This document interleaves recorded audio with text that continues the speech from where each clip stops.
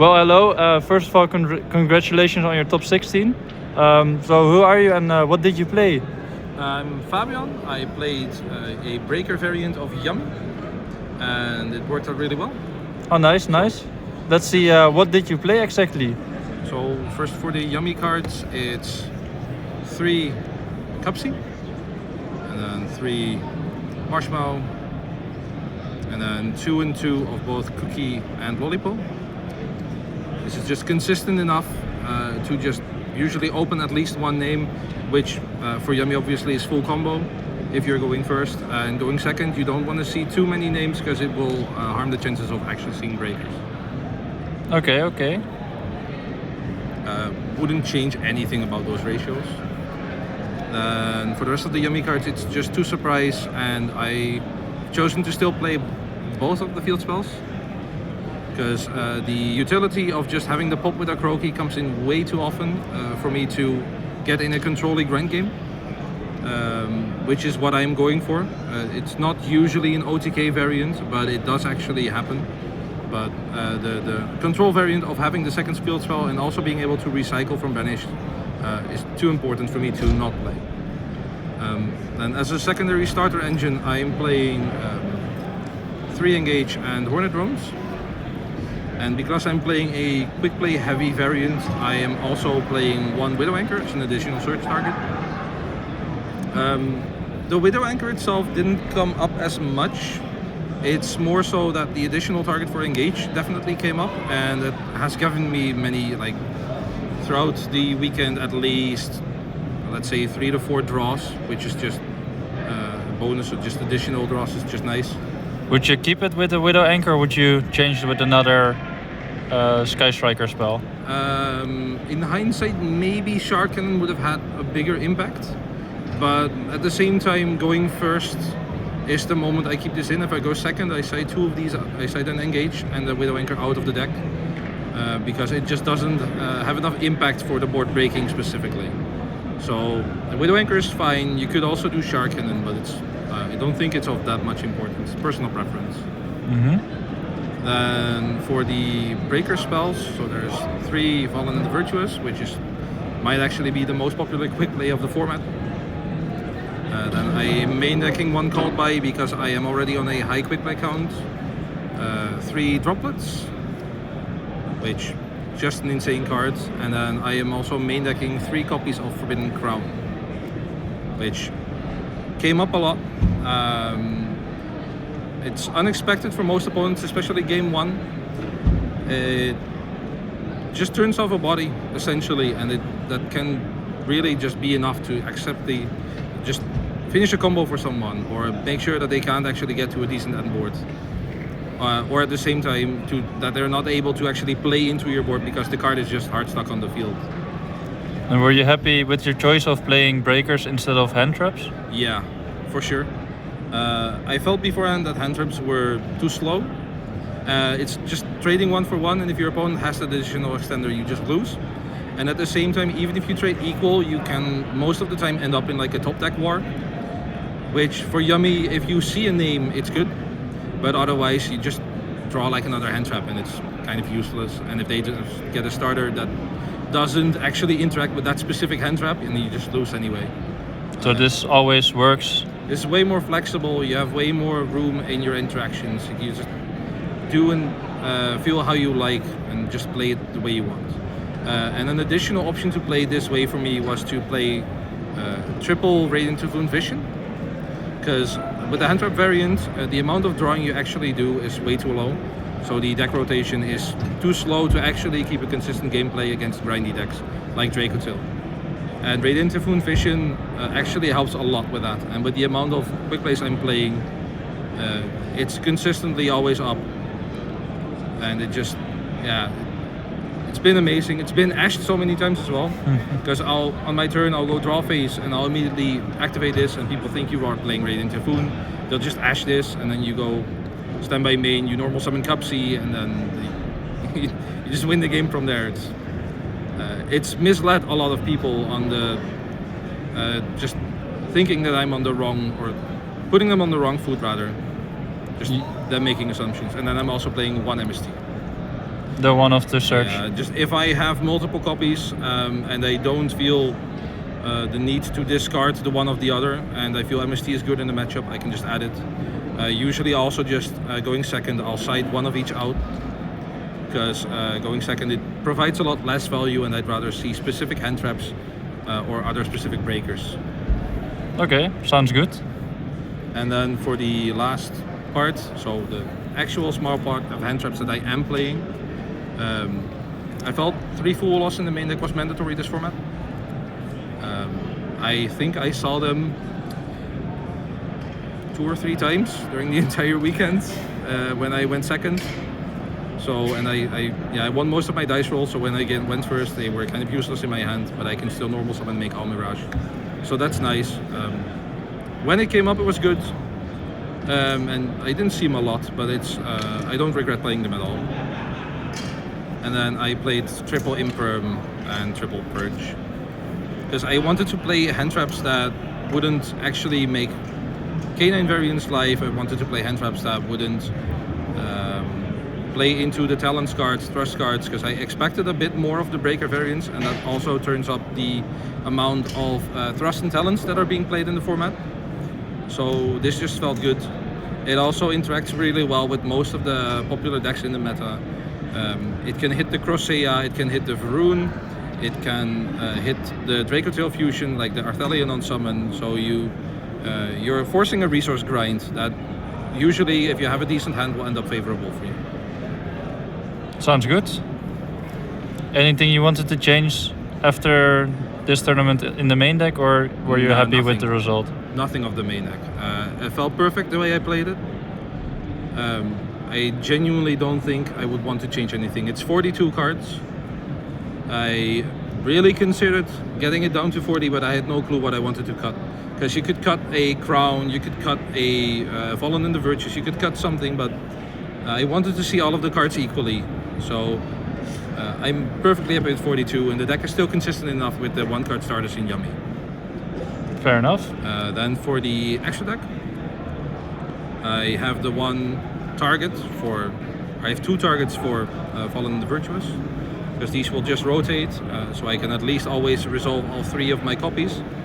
And I could even, with the, as you see later with the Onari, I can recycle one of the Fallen and the Virtuous and get a 4th copy of this in the graveyard, and then do another spin as well. So I could resolve this as graveyard effect twice as well. That's nice. Then you have the standard Yummy names. So yeah, I don't think this need any explanation. You'll Standard. just play one of each. Yeah. Then I played 4 Link ones. So Link Rebo is a non-negotiable, so is Snatchy. And then obviously I play Kagari for the Sky Striker package to just make that full combo on its own. And then even though I'm on a low amount of hand traps, you can also still, if you are out of Snatchy, you can still normal summon a Yummy monster. And then just make this like your secondary Snatchy. Because it's just normal summon, all of them are 1000 or lower, and then you can just link one. And minion is live again, you can special summon the Yummies from hand. It still just works. Then for the rest of the links, it's mostly just utility. So IPSP, standard for end board. Then I like to play the Onari, because it brings me a lot of additional value, because I can recycle any quick play spell. And you can also, with Surprise, use this as one of the bounce targets to just return it to the extra deck, and you can just keep grinding the game out like that. I've recycled Droplet, I've recycled Crown, I've recycled Surprise. It's so good. How often have you been into those grind games? The moment I enter them, opponents usually scooped, because it would become a slow game, but they would see how much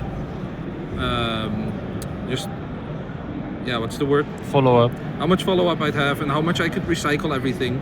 So there was absolutely no reason for them to stay in it, because they would be on a top deck war essentially, and I would just actually recycle the same resources every time.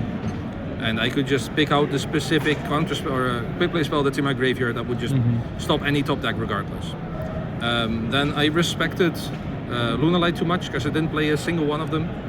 But I don't regret playing them at all. I played Gorgon and Underworld Goddess, so I could out both of the Liger Dancers. Gorgon actually did come up once against Onomat Ratio. It forced them to use Plasma Hole to perform an XYZ summon, so I couldn't beat over the dual drive. And then from that point on, I could actually control the game lots better because I just had one body to clear, and it was perfectly fine. And then Underworld Goddess also just came up a lot with, I could either use it with IP during my opponent's turn and just get rid of one of their bodies. The negating on field came up, and also the summoning from graveyard versus Radiant Typhoon can come up. Came up versus Mitsurugi because she can always negate prayers even if they don't have body in the graveyard. It's really nice. And then the last card was Lyrilisk and Some Blue Robin. I think this card has been read the most throughout the weekend from my extra deck. You just make it with 2 level 1 monsters, and whenever your opponent special summons a monster, you bounce it to the hand. You can target it and you bounce it to hand. You might think that it doesn't come up that much, but obviously versus extra deck monsters, it's just return to the extra deck, which is just a free bounce then. And then even versus card decks like Radiant Typhoon, if they special summon Sven or Eldam or Megala or whatever, and you bounce it back to the hand, they'll either have to normal summon it after, they will get the search of course, or it's just going to be in their hand, and it's going to make it really hard for them to actually get into Varun, and they're going to have to commit way more resources into getting there, which plays into my strategy again of getting into a grind game and either OTKing them the following turn or just getting control over the game. And I see you don't play a lot of other synchros. Any reason why you did that? Because other builds have been playing stuff like Zalen.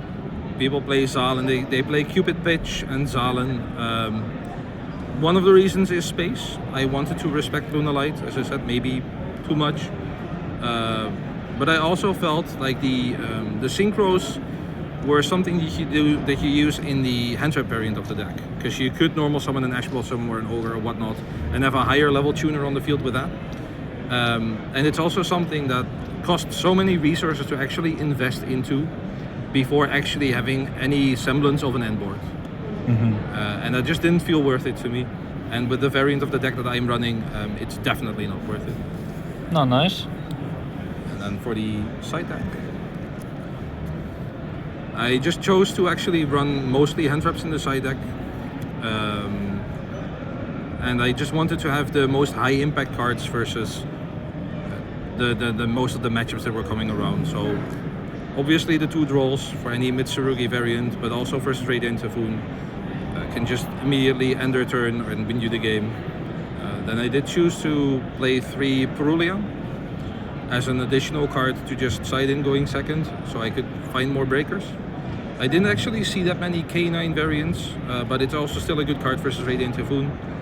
It's mediocre at best versus both Draco Tail and what's the other deck that I was thinking of just now, Mitsurugi. So I didn't use this a lot. It could be something else, but I do like actually having it there as an option. It was just specific matchups for me this time.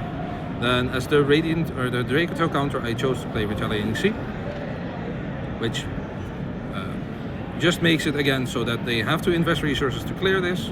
It's either going to immediately be one of their only Arthelian bounce to clear it again, and then obviously it's not once per turn. So if they activate a spell again that summons, it just comes back. And it also means it so they the bodies won't go to the graveyard, and the grind game is just going to be in my favor. I've played most of the grind games I did play, so versus decks that are willing to play the grind game is Draco Tail, and I won most of those grind games as well. Then I play 3 Nip in expectancy of either Malice or also still Radiant Typhoon. If they overextend, you can actually nip the end board away. And then lastly, 1 Talent as a going first card, and then 3 Evenly Matched for going second. So evenly, just I think a breaker that is a must play in the current meta. Comes up versus way too many decks.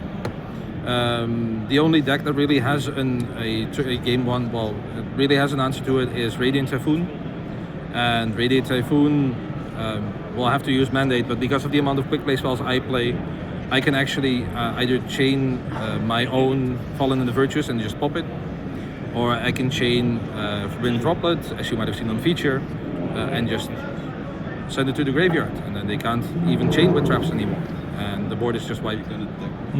So even for the side deck, I don't think I have anything I've really changed. Maybe after Blazing Dominion, if the format changes a lot, obviously I'm gonna have to look at other cards, but for now it felt perfect and nice. wouldn't change a thing. Cool. Any final words, shoutouts you want to give or anything? Well, not really final words, but I'm sorry? You're 9th. No, that's not correct. That the thingy over there doesn't actually portray tiebreakers correctly. I'm 12th, but it doesn't matter. It's top 16 regardless. Still top 16. So that doesn't matter. So shoutouts is mostly to the shop I go to every week, so the Spellenhoorn in Hoorn. And shoutouts to everyone who I had to bounce ideas off of and just being there to help. And everyone here as well. I had a deck check in round 10 and they said 3 of my sleeves were marked because they had little dings on the side, even though they were new outer sleeves. So they actually came over with like outer sleeves and everything, helped me re-sleeve the deck and made it all go smoothly from there on. So yeah. Well, yeah. That's it. Thank you for showing us what you played today. And for everyone that's watching, please like and subscribe, and we'll see you soon in another deck profile. Bye bye.